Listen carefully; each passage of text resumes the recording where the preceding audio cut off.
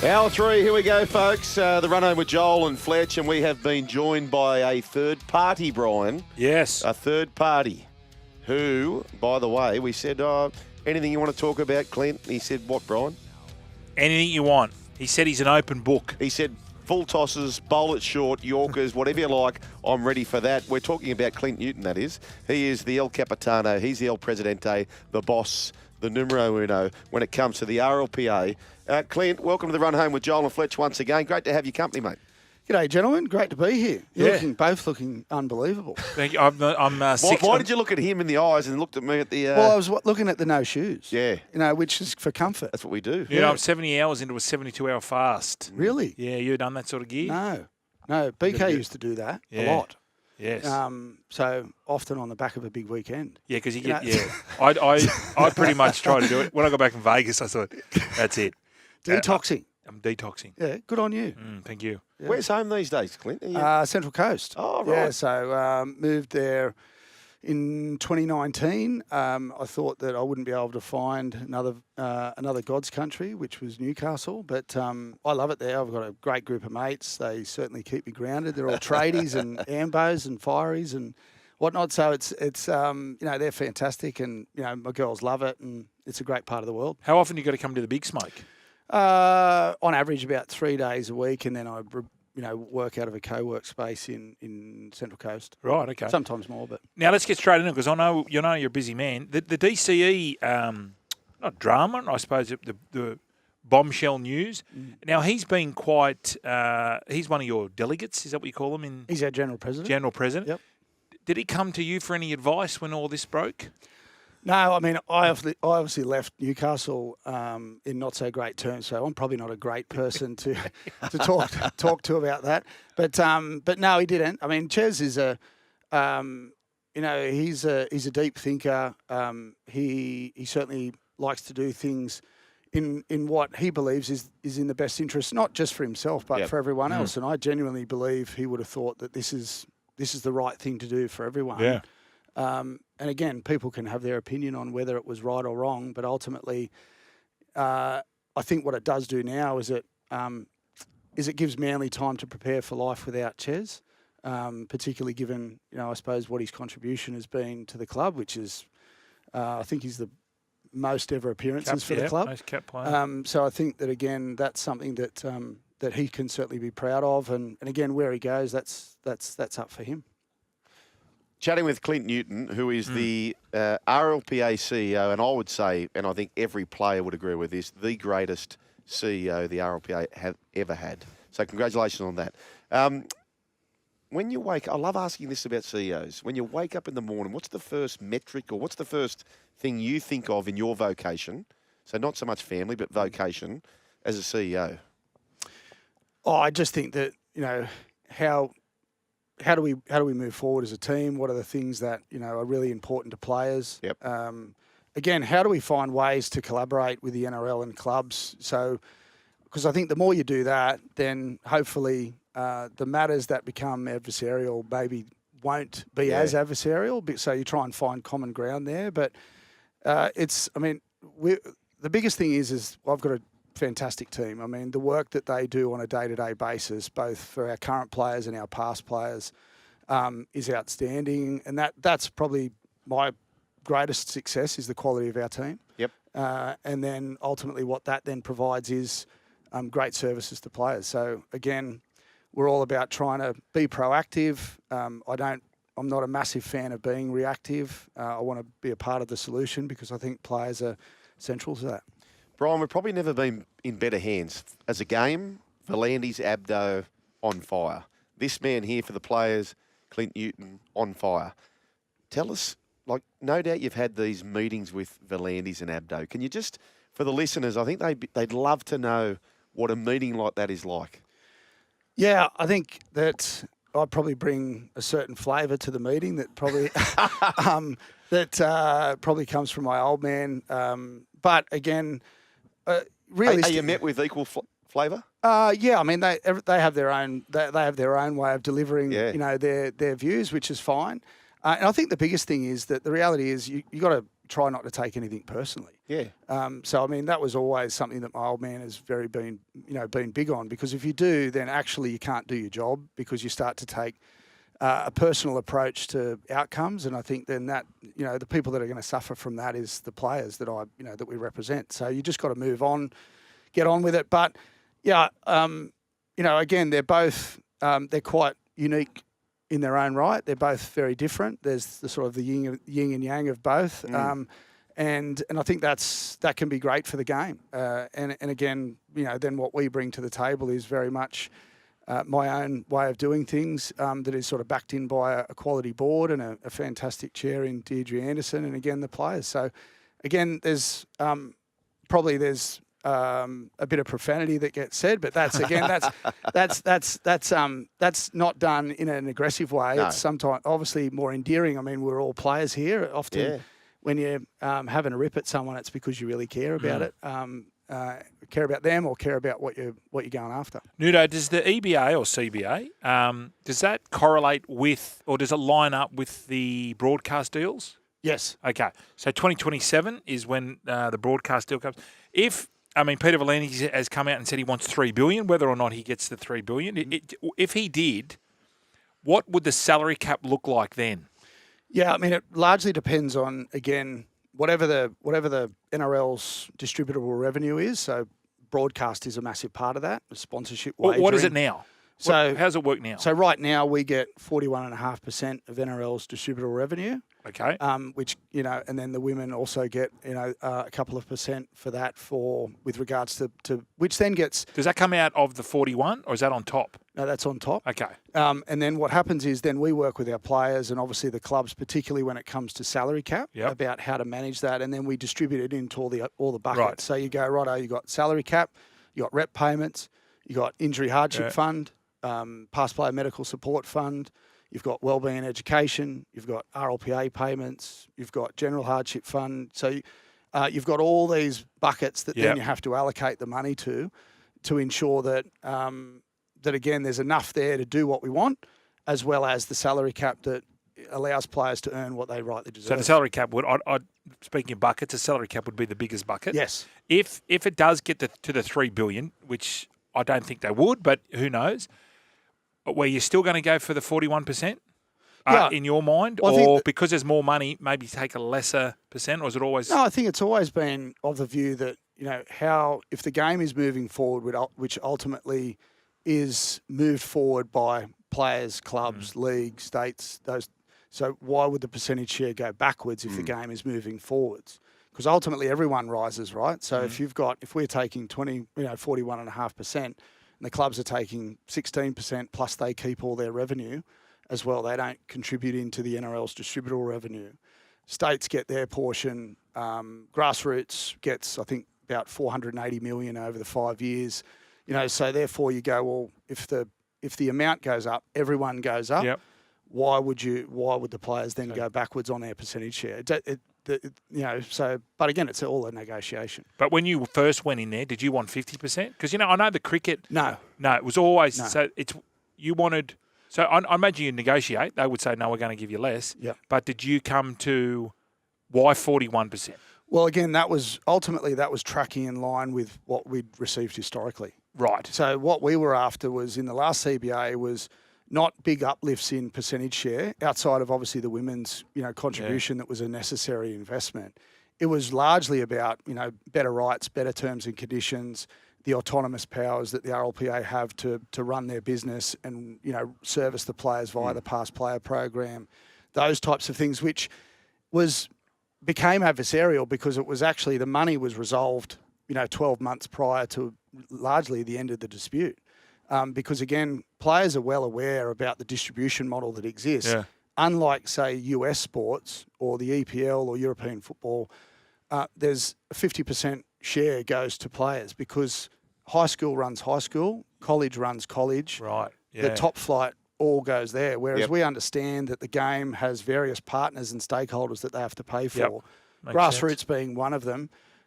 Clubs being the other, states being, part of that as well, then the game needs money to obviously run on. And then what we agreed to was the game to hold on or build their cash and asset base to 300 million. So they had protection if there was an Armageddon type approach that happened again, like COVID. But also they had greater power when it comes to bargaining against broadcasters and other partners, which, pleasingly, the game has now gone from, effectively having about 40 odd million in the bank to now, very close to 300 million, which, again, that was all part of our agreement to say, yes, go and build that because it is good for the game. Can I ask you, Dylan Brown was clearly a big story at the start of the year, and we're literally kicking off the season, and then this blows up. So Parramatta fans, they are going to be agitated by the fact that he's looking elsewhere. Is he signing? Is he not? Ends up going to the Newcastle Knights on a mega deal, which is good luck to Dylan Brown.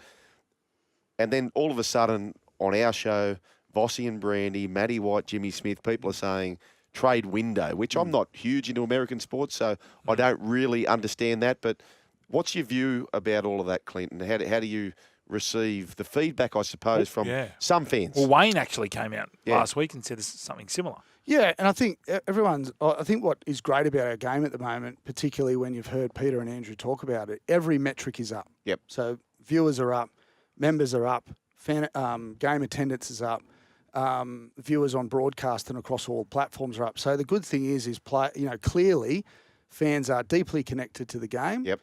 To the players, and everyone is benefiting from that. So that's great. I'd be worried if people didn't care about player movement, because it would be like, well, who cares? There's no passion. There's no but with that passion can come frustration, and we understand.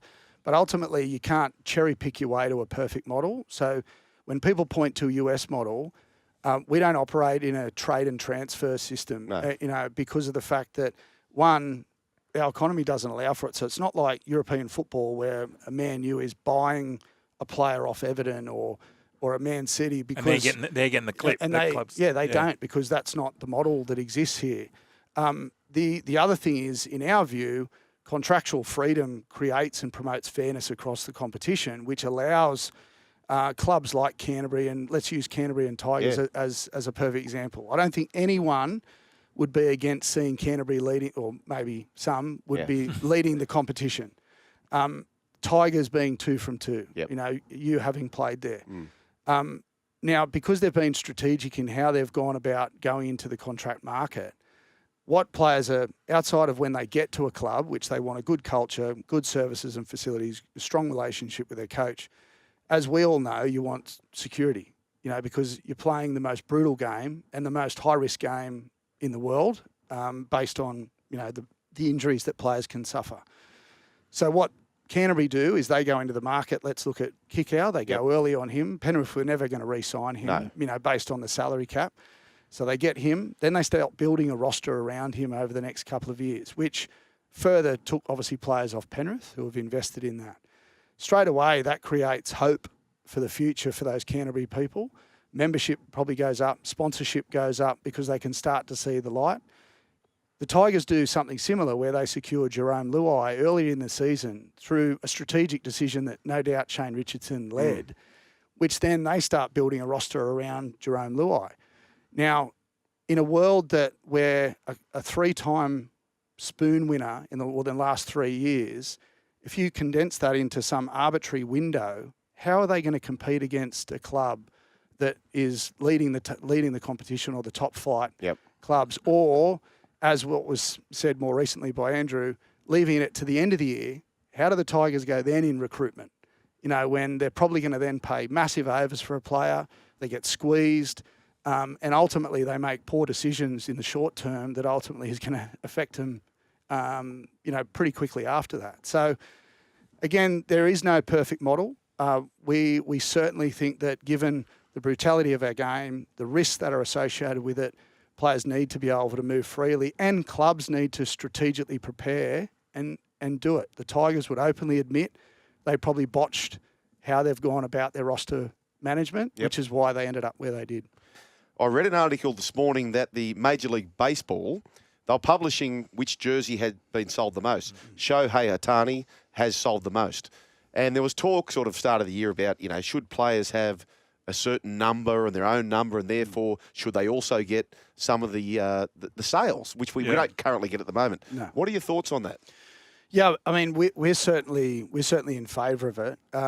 We're definitely trialling it, and obviously we were really supportive of Aaron Warburton coming out, and they'd done a significant amount of work with their members and other people around the benefits of having the name on the back of the jersey.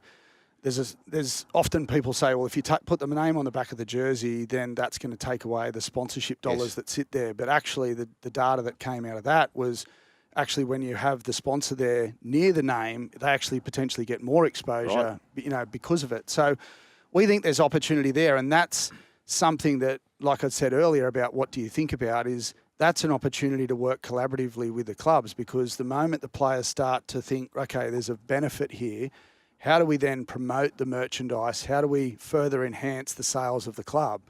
And then players obviously receive a clip along the way, which is across all codes, particularly in North America and Europe. PNG. I know you're busy. So that's all right. PNG. I know you're busy. Well, he is. He is very busy. So we're hearing all these things about there's going to be a compound for players to go up there. We're going to entice them with tax-free payments and stuff. Do you honestly believe, or do you think that they're going to get this compound up in time, or is it going to be? Does it not necessarily have to be? The players have to live in Port Moresby or Papua New Guinea. Do you think they can live in Cairns and fly over, or if you're going to be a PNG, you've got to live there? No, I don't believe they'll be in a position where they're not going to live in Port Moresby. I think that's certainly the approach that is going to be able to, build, deeper and stronger connections with the community. Right. If I was a player, I would certainly see that as enticing going to PNG, because of not only what it can provide the community and the country, but also the experience and having been it's there. Quite dangerous. Yeah, but I think that's the rhetoric that a lot of people are happy to say, but not many people have actually been. So again, there's certain places in Sydney that I wouldn't be going down, on a dark night. Or certainly not walking down with my children. Mate, who's going to stop you? And what's wrong with Maryland? I love Maryland. So again, I think it's all about various people's perception is their reality. And having been there, I took my 11-year-old daughter there, and we walked around fine. But again, I think. But if a Reece Walsh goes there, yes, which is different. But when we're not. It's not like we're Christopher Columbus here. Like, there are expats that are currently living over there that are operating completely fine. There's a different type of complexity that exists when you're a superstar, like our players. But that's why it's important that we work collaboratively with the government to be able to say, we want to make this successful, as well as with the NRL to say your investment, which is a lot of money from not only PNG, but more so the Australian government, that we want to make this PNG team a huge success. And to make it a huge success, it's about ensuring that players are kept up to date along the way. How do they do that? It's through obviously building trust and confidence that we're passing information on to them, saying, hey, this is the living quarters, what do you think about that? And that's on time. You can start to think about that. But it requires an amendment to the CBA, because right now, if PNG were to come in at the time in which they're scheduled in 28, then they wouldn't be able to negotiate until 27.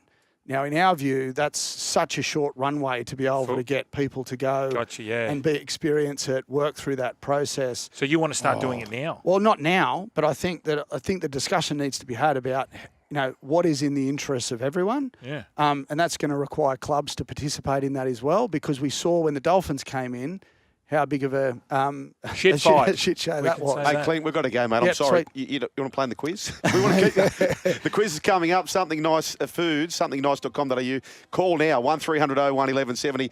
To all the players out there, please, you have been kissed on the tush by a rainbow. This bloke is a gun, Brian.